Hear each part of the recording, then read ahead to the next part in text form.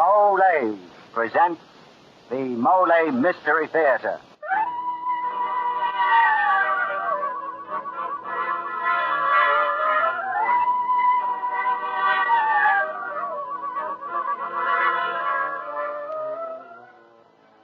Tonight, Mollé brings you another in the series of programs which puts mystery and excitement first. Each Tuesday night at this time, you hear one of the great mystery stories selected either from the famous classics or from the best of the moderns by Mr. Jeffrey Barnes. Mr. Barnes, having made a lifelong study of mystery fiction, is a connoisseur of fine detective stories. Mr. Barnes. Good evening, ladies and gentlemen, and welcome to the Mollé Mystery Theater. Tonight's story is unusual in many ways.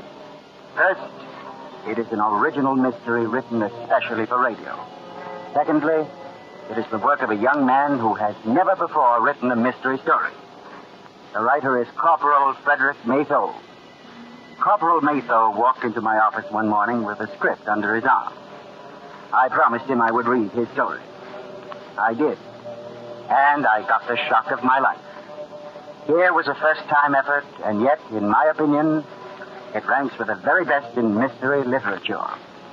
So it is with a great deal of pride that we now present for the first time anywhere a story written by Corporal Frederick Maytho and entitled The Comic Strip Murder.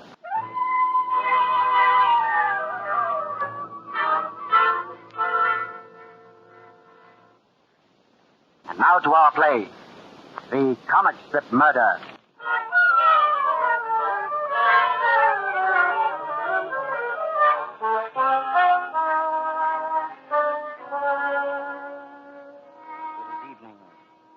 Two people sit on a dimly lighted terrace of a New York penthouse apartment.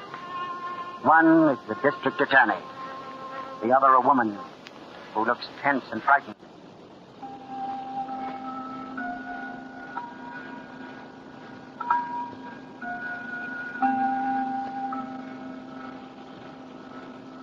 It's 11:30. And my husband's going to murder me at midnight, Mr. Henry. Tonight? Mrs. Stetson. You think being married to a comic strip artist has given me an overactive imagination? Well, I thought so, too, when I first went to see you, but not anymore. Look, Mr. Henry, let me tell you the whole story. These past few weeks, Mark has been drawing Buzz O'Keefe with blood on his pen. My blood. You follow Buzz O'Keefe in the Morning Telegram, don't you, Mr. Henry? Mm-hmm. Why, of course. Everybody does. You've eaten up his lurid tale, one bloody episode after another. Well, I've lived with that comic strip for 9 years.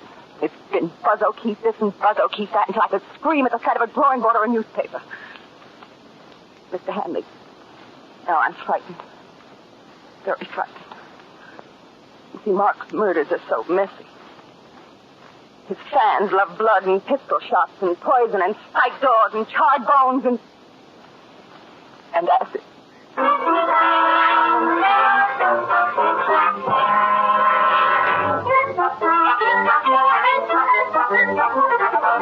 Gee, Alice, look. Buzz O'Keefe's locked in the cellar and it's filling with ammonia gas. Uh-huh. And that model, Juliet, upstairs in the penthouse. Yeah. How's he ever going to save her? Him locked up like that.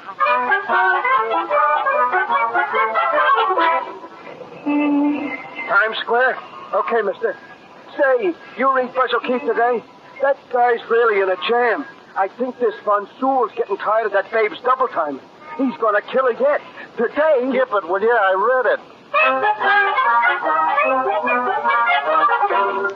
Hiya, Bill. What'll it be? Toast and coffee? Yeah, and the telegram. Yeah. Why do you read Buzz O'Keefe this morning? I think this Von Soul fella's gonna murder that chick, Juliet. He's reading books on flesh-eating acid. If he's going to use that stuff, it's goodbye, Juliet. She ain't going to keep that Cassie long.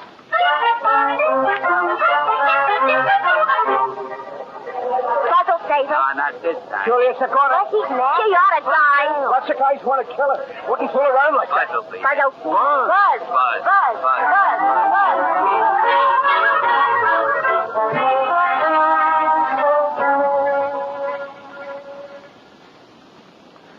Mr. Hanley, I am Juliet in the comic strip. The reason Mark's going to kill me is because of John Slater. See, Mark and John are partners in the O'Keefe strip. Golly, I remember the night Buzz O'Keefe was created 9 years ago. Mark and John hadn't seen each other since they graduated from college the year before.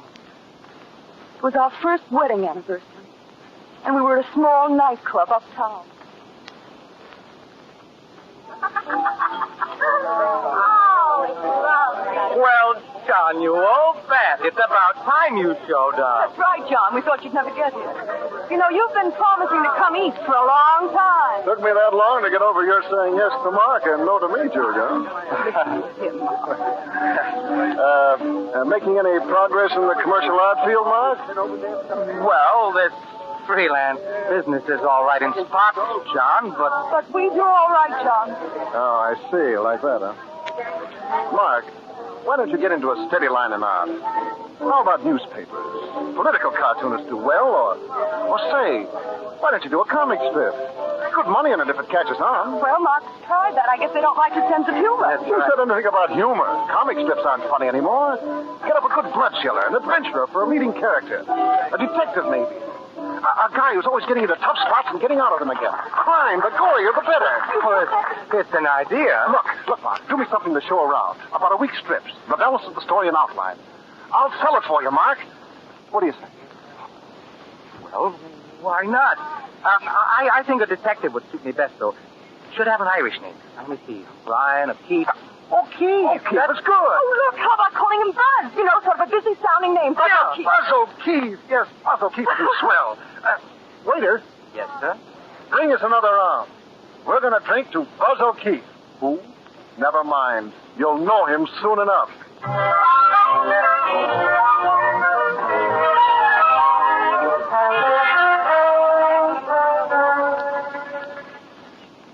And that's how Buzz O'Keefe was born, Mr. Hanley.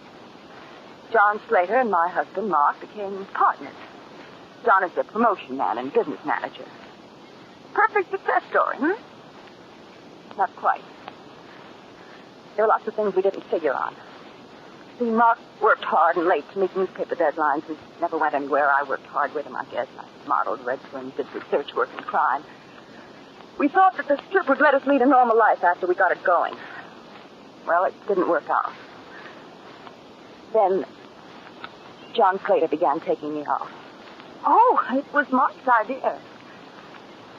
He brought it up that afternoon. John dropped into the studio about 2 years ago to discuss it. Hello, Drudges. What's buzzing today? Drudge is right. I'm in a mess here. Another O'Keefe is. He's on the top of a building holding onto a high-tension wire, and Concrete Head Joe is cutting the wires, and I'm rooting for Concrete Head Joe. How are you, John? So, Julia. Just dropped in to tell you about the new 5-year contract I've got for us. How about celebrating? Oh, I can't, John. Too much to do. But say, Julie's tired of working. Do her good to step out. Why don't you two celebrate? Good hunch. How about it, Julia? Well, the idea's pretty appealing if you really don't mind, Mark. No, not at all. Run along and have some fun.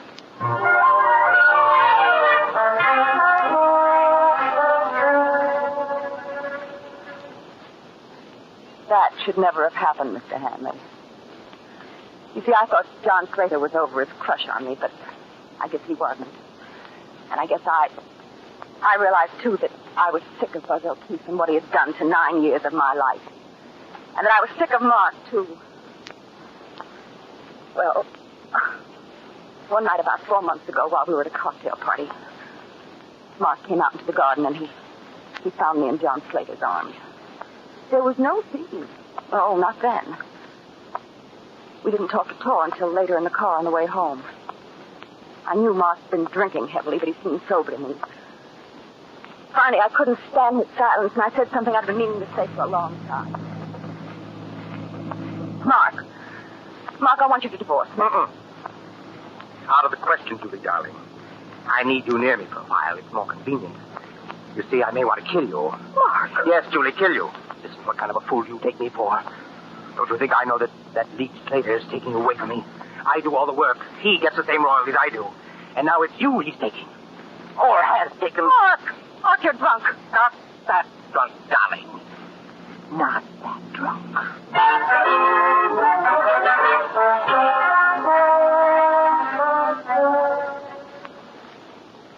I didn't close my eyes that night. I wanted to wake Mark, to hear him say something that would assure me that he hadn't said what I knew he'd said. Well, the next morning, Mark came down to the studio in his robe, as he always did. He seemed quite normal. Morning. Good morning. Wonderful day and all that. Good night's sleep. How about my morning cup of coffee, darling? Mark, last night we... Last night? Oh, last night. Yeah. Quite a ball we had, wasn't it, huh? I remember parts of it, like spilling the Manhattan all over Mrs. Drew or Droop or whatever her name was. And then there was... And then there was the drive home. Huh? Drive home? What about it? Oh, now, don't tell me I was speeding again. Great Scott, won't I ever learn? Mark! Yes, sweetheart. Nothing. Here's your coffee. Thanks. Now, you run along. Let me work. Oh, before you go, there's something you can tell me that will help. If you were a beautiful model named Juliet, you were going to be murdered, what would be the most horrible fate you could contemplate?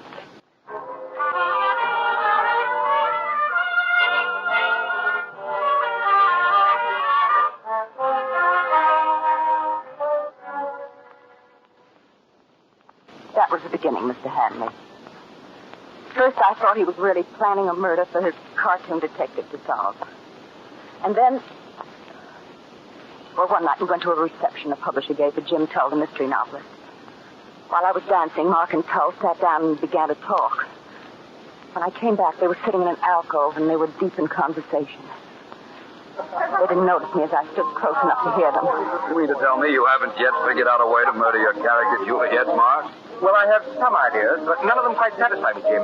You see, there's so many ways to kill a beautiful woman.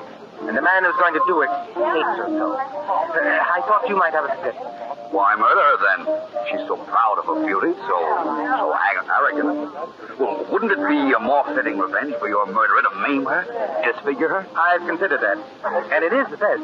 But for my purpose, she must be killed. Maybe I can do both. Why not? You've created a shallow, treacherous beauty. Your readers will relish seeing her beauty destroyed before she dies. Jim, I think you've got something there. That's what I'll do, or draw, rather. I think I can do both by using a bath of flesh-eating acid. I can just see the murderer. Julie! Julie, darling, are you all right? What happened?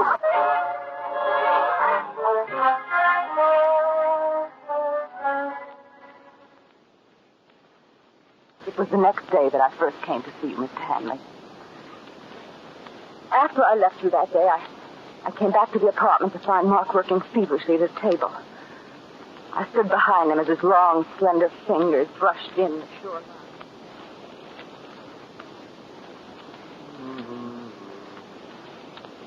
Mark? Mark, why did you model your Juliet's apartment and her terrace after hours? Why should I draw one from imagination when I have a perfectly good one out here? Makes it easier, that's all. You were even putting in our fish pond. Very observant of you, my dear. Yep, I've got good use for that little item. Oh? Have you noticed the size and shape of our fish pond? Well, No? Well, I measured it the other day. It's 5.5 feet long, 2 feet wide, and 18 inches deep. Mark, you can't mean... Ah, but I do. The perfect coffin. And by the way, Junior, in tomorrow's episode, consider a gallon drum of acid.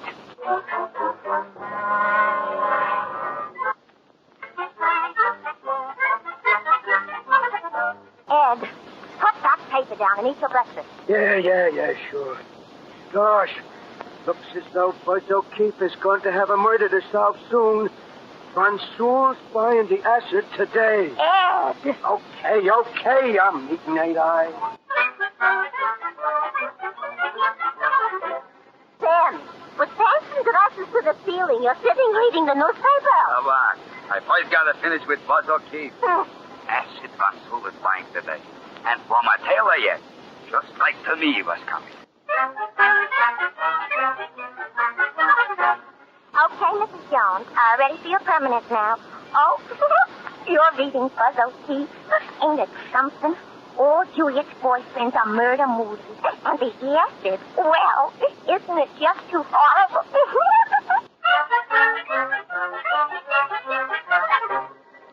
She's going to get it. What will it be? What? I'll stick 5 gallons of it. I bet it's going to be in the fish pond. Murder. Horrible, ain't it? Hey, look at this. Puzzle saver. Not this. Buzz O'Keefe. Puzzle. Buzz. Buzz. Buzz. Buzz. Buzz.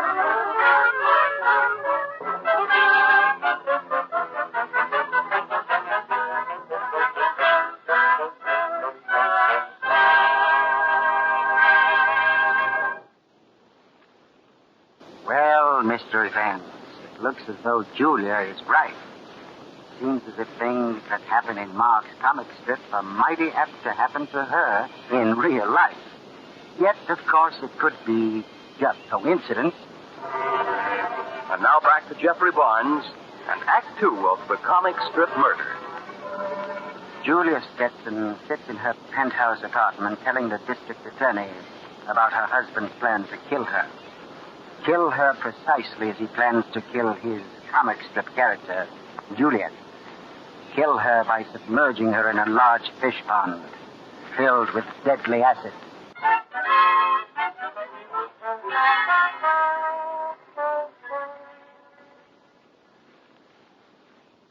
As you say, Mr. Hanley, Mark isn't well mentally. If it hadn't been for you, I'd have run away long ago. Well, after Van Sewell, the comic strip character, bought the acid, Mark did the same thing. When I asked him about it, he only laughed at me. He showed me the labels and said it was dry cleaning fluid he bought from a tailor. He was going to clean the upholstery of the car himself. But Mr. Hanley, its contents are in the fish pond right now. Look, today, this morning I had an attack of hay fever, so I came down to the studio later than usual. Mark seems very late. Well, this is the day, Julia. The comic strip murder's finished. I've got the actual murder taking place in 3 days of stretch. I've had them done for some time, but I've hidden them from you. Hidden them? Yes. But since I'm throwing them in this noon, I think it's only fair for you to see the fate of poor Julia. So here, take a look. But, Mark, this man... That's right, Julia. You see, it wasn't Sewell who sent the acid-filled wine bottles to Julia. It was this new character. It was her husband. Yes, looks a little like me, doesn't he? Well, he's been watching her. And hating her. See how horrified Juliet is. Look at the wonderful expression I got on her face in this panel when her husband takes the hypodermic needle out of his pocket. Good, And look at the action in these panels. See? He grabs her arm here and she starts to scream, but he gags her with his hand and plunges the needle into her neck. See? It's horrible. Needle in her neck. And here, the final touch is a masterpiece of tenderness. Her husband kisses her gently on the forehead before putting on his rubber gloves. See? Here? And then he lowers her gently into the fish pond. And she can't move a finger to stop him. But Julia, you're trembling. I've never seen you so interested, so affected. Oh, shall I take these away? Maybe you'd rather not see them. No, I mean, yes, I want to see them. Good. The last panel's the best. We show Juliet's husband calmly smoking a cigarette as he looks with a faint smile on his lips at what's going on in the fish pond. Of course, we can't show that. But you can imagine. Can't you, darling?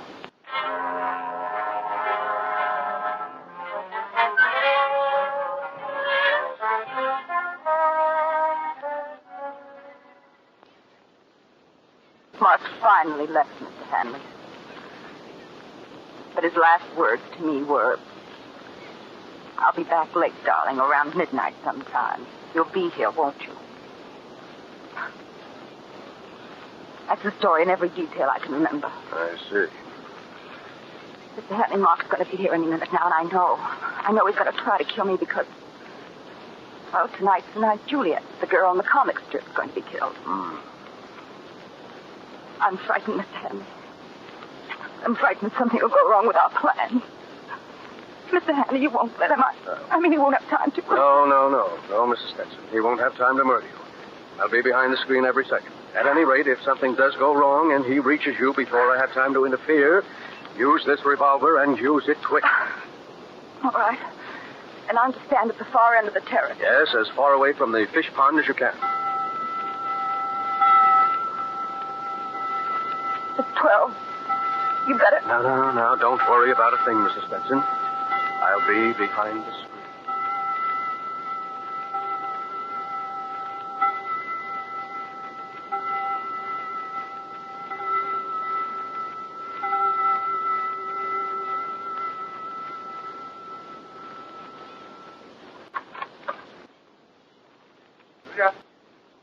Where are you? On the terrace, Mark. Oh, I knew you'd be waiting. Well, let's get our first ritual over with. Then I've got a real surprise for you. Where's that? Oh, yes, it is. Mark, what are you going to do? What's that needle for, Mark? Well, now, really, Julia, dear, after all, this can't be news to you. We've gone over it before. You should be past being frightened by now. Here, give me your arm. No, Mark, no. Oh, stop squirming. It won't hurt. That's why I'm doing it. No, you're trying to kill me. No, let me go. Let me go. Julia, you fool. Give me that gun. Mr. Henry!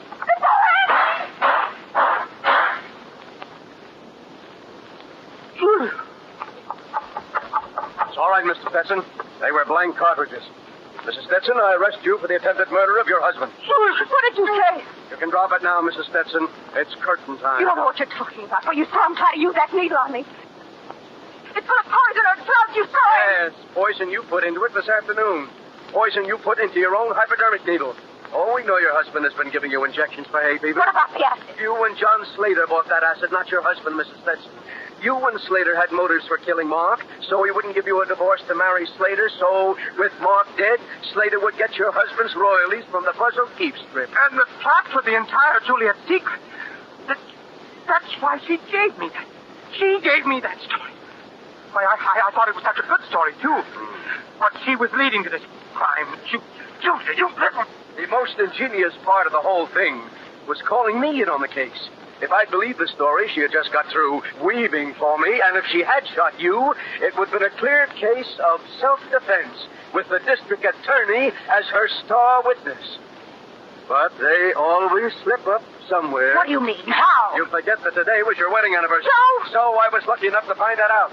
Mrs. Stetson, a man who is going to murder his wife, doesn't arrange a surprise party for her at midnight. Mrs. Stetson, come back here. Stay away from that parapet. Julia, don't climb over.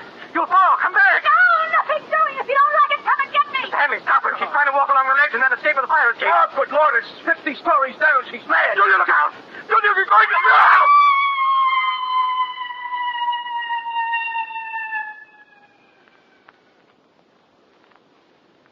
Good heavens.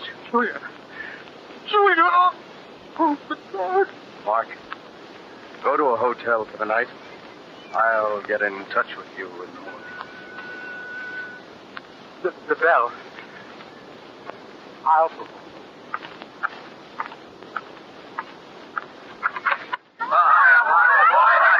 Well, what is this? You've forgotten? Go on, everybody. All together. Happy wedding anniversary! Oh. Yes. Happy wedding anniversary.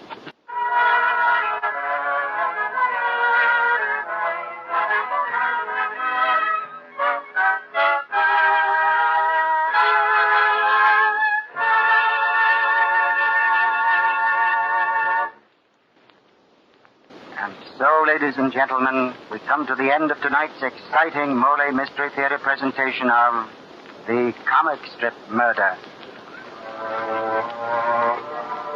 And now, once again, Jeffrey Barnes. So, mystery fans, we invite you to be with us next week.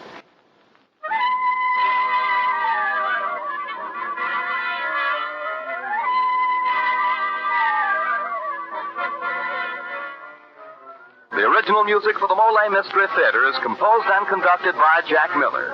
The comic strip Murder was written by Corporal Frederick Naso. Until next Tuesday, this is Dan Seymour saying good night